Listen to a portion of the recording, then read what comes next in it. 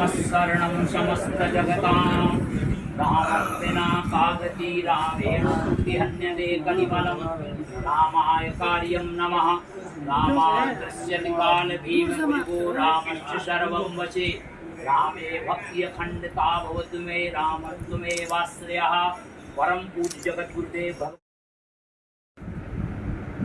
शास्त्रों में ऐसा लिखा है, सत्पुत्र किसको प्राप्त होता है? सत्पुत्र या सत्पुत्री किसको प्राप्त होता है? उसके लिए हमारे यहाँ शास्त्रों में लिखा है, पुण्य क्षेत्रे कृतम येन तपः क्वापि सुदुष्करम तस्य पुत्रो भवेद् वस्यः समृद्धः धार्मिकः सुधीः। जिस व्यक्ति ने इस जन्म में अथवा जन्मांतर में किसी पवित्र पुण्य तीर्थ में जाकर कोई विशिष्ट आराधना उपासना की हुई होती है, उसकी संतान पुत्र अथवा पुत्री हो।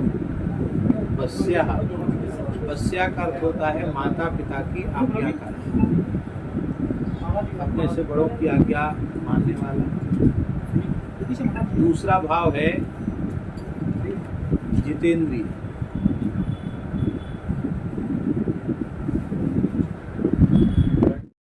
सुष्ठु ध्यायति सुखी, जो उत्तम रीति से ध्यान करता है उसको भी माने वह एकाग्र चित्त वाला होता है, निर्मल बुद्धि वाला होता है। तो इसके लिए जो आपने प्रश्न पूछा है कि इसके लिए माता पिता को अपनी भूमिका का निर्माण करना पड़ेगा, क्योंकि संतान की उत्पत्ति में माता पिता की महत्वपूर्ण भूमिका है।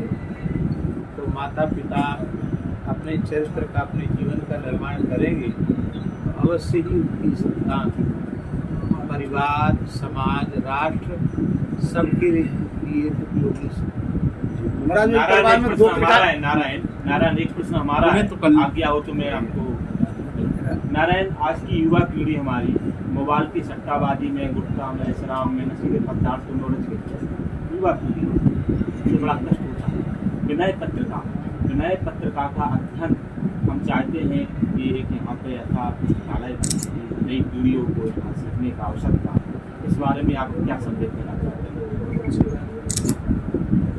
विनय पत्रिका पर हमने 15 महीने में प्रवचन किया था। उसके 2 खंड तो प्रकाशित हुए, बाकी यूट्यूब पर पूरा उपलब्ध है। तो आजकल आधुनिक विज्ञान वाले कोई भी व्यक्ति यूट्यूब से उसको डाउनलोड कर सकते हैं। मूल बात यह है कि हमारे भीतर इच्छा होगी, श्रवणेच्छा होगी तब ना। श्रवणेच्छा ही नहीं है तो ग्रंथ रखे भी पठनेच्छा और श्रवणेच्छा। हमारे महाराज जी कहते थे कि यहाँ विनीत जी रामायणी थे, हमने नहीं दर्शन नहीं किया। महाराज जी सुना। हमारे कहते विनीत जी थे, वो कहते थे हम लोग से वीडियो कॉल हम तो बैलन कैसो नोन दे रहे हैं। जैसे बैल जो है नमक वैसे खाते नहीं है, तो बांस का टोला बांस लेके घूट करके जबरदस्ती खिलाया जाता है। कहते थे बैलन कैसो नोन दे रहे हैं।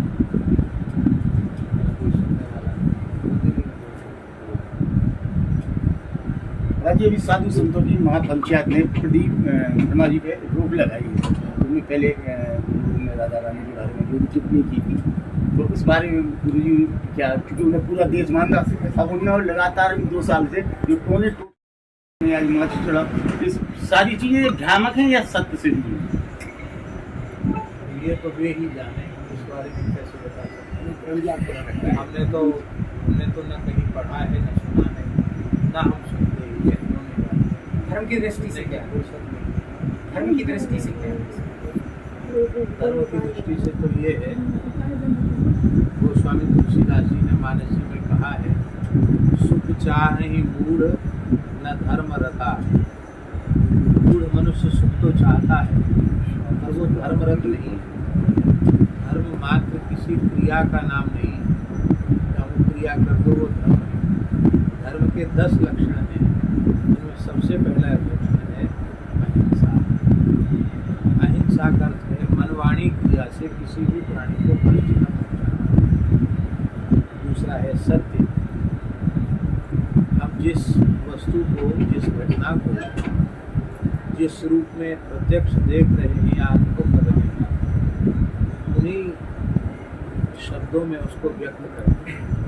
उसमें कुछ अपनी तरफ से घटाना बढ़ाना नहीं है। सत्य माने जो अपरिवर्तनीय हो उससे सत्य कहो। जो बदलने वाला है वो सत्य नहीं हो सकता। जो अपरिवर्तनीय है वो सत्य नहीं। महाराज जी पूरे 10 हो जाएंगे बच्चों नहीं, कोई बात नहीं, एक करके नहीं 2 हुए। नहीं। अहिंसा, सत्य, अस्तेय माने किसी की भी किसी वस्तु को चाहे जितनी मूल्यवान ही क्यों न हो और हमें उसकी आवश्यकता है तो भी उसको लेने की इच्छा न करें। अस्तेय माने चोरी होता है, लेकिन चोरी ही चोरी नहीं है। शास्त्री जी के पास कोई बढ़िया चीज़ हमने देखी, अरे ये घड़ी इनकी बहुत अच्छी है, हमें मिल जाती तो अच्छा, ये चोरी है।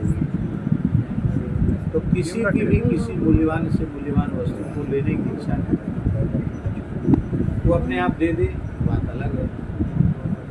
शौच, बाहर भीतर से पवित्र रहना, बाहर से भी पवित्र रहना और अपने क्षमा, दया, सरलता, उदारता आदि सात्विक गुणों के द्वारा अपने भीतर को भी पवित्र रखना।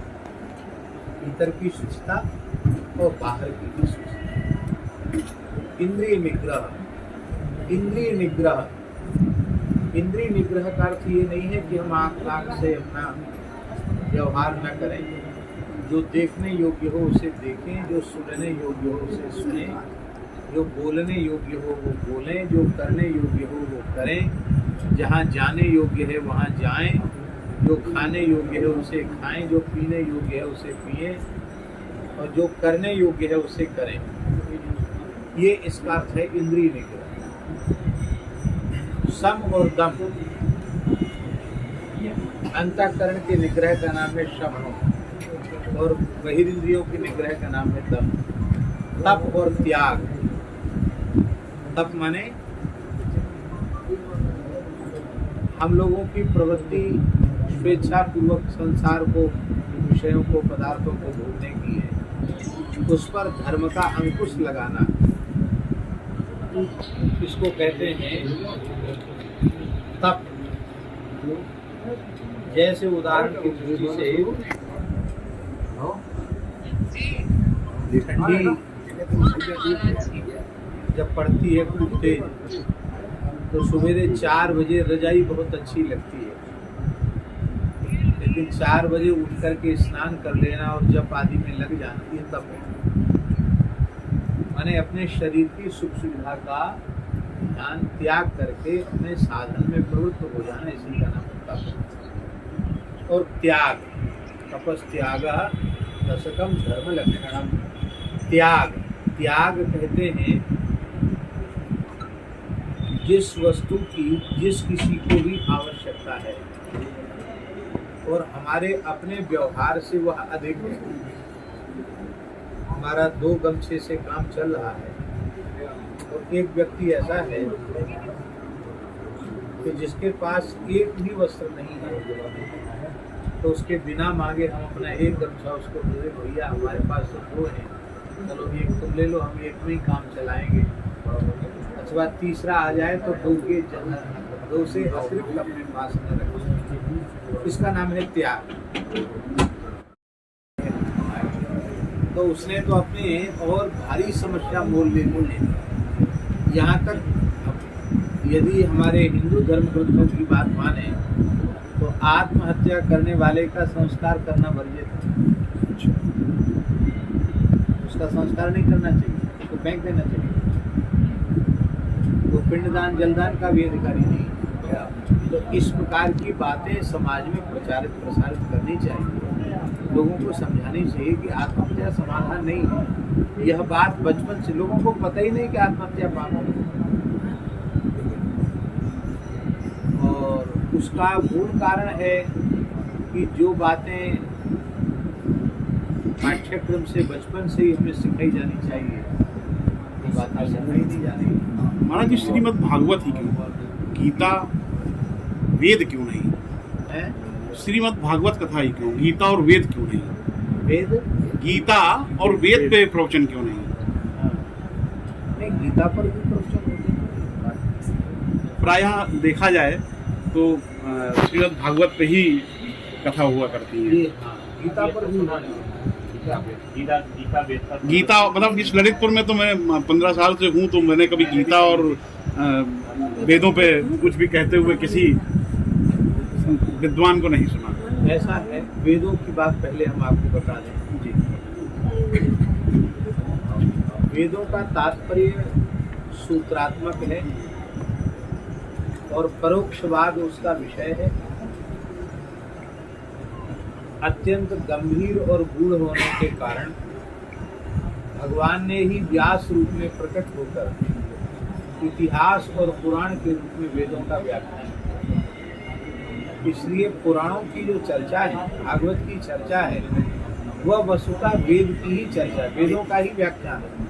5वां वेद गुरु शब्द का गीता है, किताबी गुरु है, जिसमें हमें अक्षरानुमतरा जो उसको पढ़ाता है वो भी हमारा गुरु है। और संसार की कोई भी कला विद्या हमें सिखाता है, कोई सिखाता है, वो उस विषय का हमारा गुरु है। लेकिन जो हमें अलौकिक परमात्मा का ज्ञान कराता है, हमें मोक्ष के मार्ग पर अग्रसर करता है, इस दुखमय संसार के चक्र से जो हमें छुड़ाता है, उसे सद्गुरु कहा जाता है। सत्स्वरूप